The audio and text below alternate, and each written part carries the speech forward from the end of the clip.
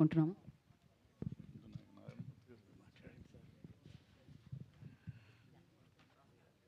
అందరికీ నమస్కారం.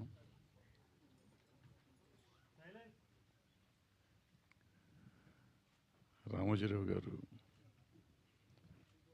ఆనాడు ఈటీవీ పెట్టినప్పుడు కాదు, ఉషా కిరణ్ మూవీ స్థాపించినప్పుడు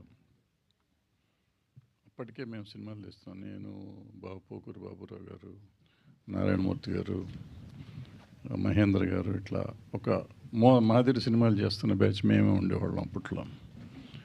ఆ టైంలో రామోజీరావు గారు ఈ సినిమాలు తీయటం మొదలెట్టారు. ఈయన పెద్ద సంస్థ వచ్చారు కదా, పెద్ద పెద్ద సినిమాలు పెద్ద హీరోలతో తీస్తారు అనుకున్నాం మేము. అలా కాకుండా మేము చేసే సినిమాలు లాంటి సినిమాలే చేశారు. బట్ అవన్నీ సెన్సేషనల్ హిట్స్ చేశారు. వాళ్ళు ఫస్ట్ 4 ఫిలిమ్స్ అయితే ఇండస్ట్రీ రికార్డ్స్ బ్రేక్ చేసినాయి వాళ్ళ సినిమా, రామోజీరావు గారి సినిమాలు. ఉషా కిరణ్ మూవీస్ పతాకం ఆకాశంలోకి వెళ్ళిపోయింది అప్పుడు. ఆయన ఏ ఆశయాలతో ఆ రోజు స్థాపించారో తర్వాత ఎందుకో కానీ కొంతకాలం వెనకబడ్డారు వాళ్ళు. ఈటీవీ విన్ పెట్టినప్పుడు కూడా ఈటీవీ విన్ ఆయన ఒక కళ. ఈటీవీ విన్నే కదా, ఈటీవీ స్మాల్ ఛానల్స్ 60 అనుకుంటా కదా అప్పుడు పెట్టింది, 60 ఛానల్స్ పెట్టినప్పుడు ఒక కళ. అది ఈటీవీ విన్ మన తెలుగులోకి వచ్చింది. సో ఈటీవీ విన్ వచ్చినాక అన్ఫార్చునేట్గా ఆయన మనతో లేరు.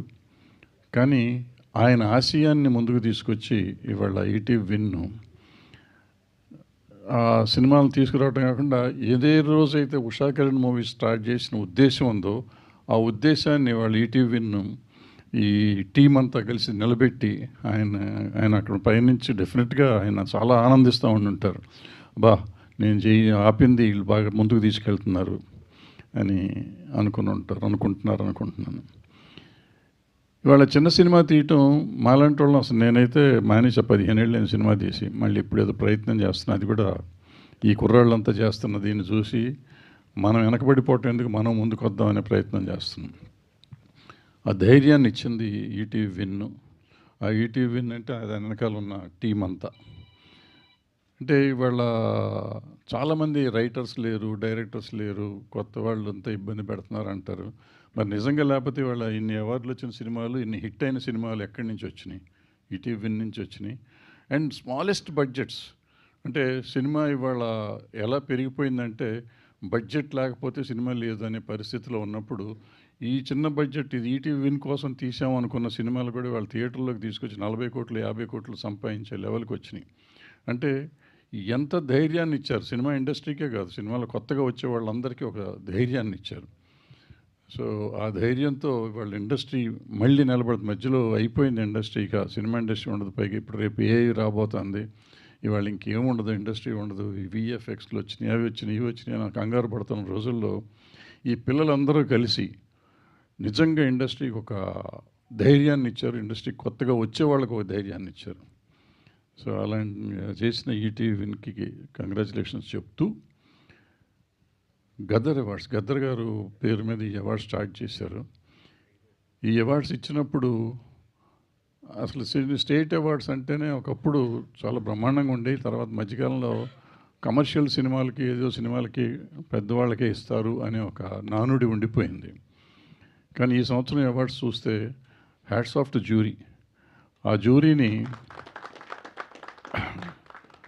జ్యూరీతో పాటు డెఫినెట్గా గవర్నమెంట్ ఇంటర్ఫియరెన్స్ ఉండుంటే వీళ్ళందరికీ అవార్డులు వచ్చాయి కాదు గ్యారంటీగా.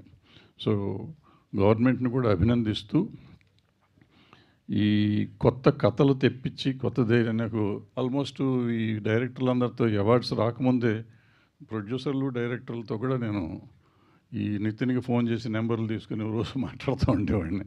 అంటే ఇన్స్పిరేషన్, వాళ్ళతో మాట్లాడతాం, ఒక ధైర్యం వచ్చేది, ఒక ఇన్స్పిరేషన్ వచ్చేది. వాళ్ళకు వచ్చిందో లేదో తెలియదు కానీ నాకు మాత్రం ఇన్స్పిరేషన్ వచ్చింది ఆ పిల్లలతో మాట్లాడుతున్నప్పుడు.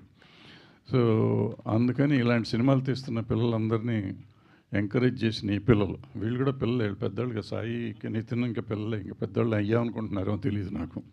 సో బాపినెట్ గారు ఎప్పుడూ ఉంటారు, ఆయన ఎప్పుడు సపోర్ట్ చేస్తూ ఉంటారు. సో ఈ గవర్నమెంట్ని మా పర్టికులర్గా నా జ్యూరీని ఇంకా ఎంత అంటే అంత, అసలు వాళ్ళు ఏ ధైర్యంతో ఈ అవార్డులు ఇచ్చారు నాకు అర్థం కావట్లా. ఎప్పుడు ఎతుకుతూ ఉంటాం.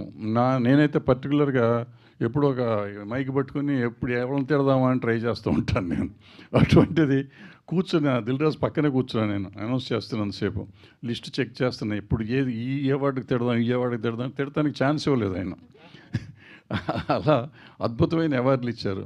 ఇది కాదు అంటానికి లేదు, అటువంటి అవార్డ్స్ ఇచ్చారు. అది ఎందుకు వచ్చినాయంటే ఈ పిల్లలు అంత అద్భుతమైన సినిమాలు తీశారు. ఒక్కొక్క డైరెక్టరు, కొత్త రైటరు, కొత్త ప్రొడ్యూసరు, కొత్త హీరో, కొత్త హీరోయిన్లు అందరూ కొత్త వాళ్ళే అయినా కానీ అద్భుతమైన అవుట్పుట్ ఇచ్చారు. ఆ అవుట్పుట్ ప్రజల్లోనే మెప్పించింది. అది ఓటీటీలో అయి ఉండొచ్చు, థియేటర్లో అయి ఉండొచ్చు. అండ్ ఆ సినిమాలు థియేటర్లో రిలీజ్ చేద్దాం అనే ధైర్యం వీళ్ళకి ఎందుకు వచ్చిందో తెలియదు. వచ్చిన తర్వాత సినిమా ఇండస్ట్రీకి కూడా ధైర్యాన్ని ఇచ్చారు, ఇందాక చెప్పినట్టు.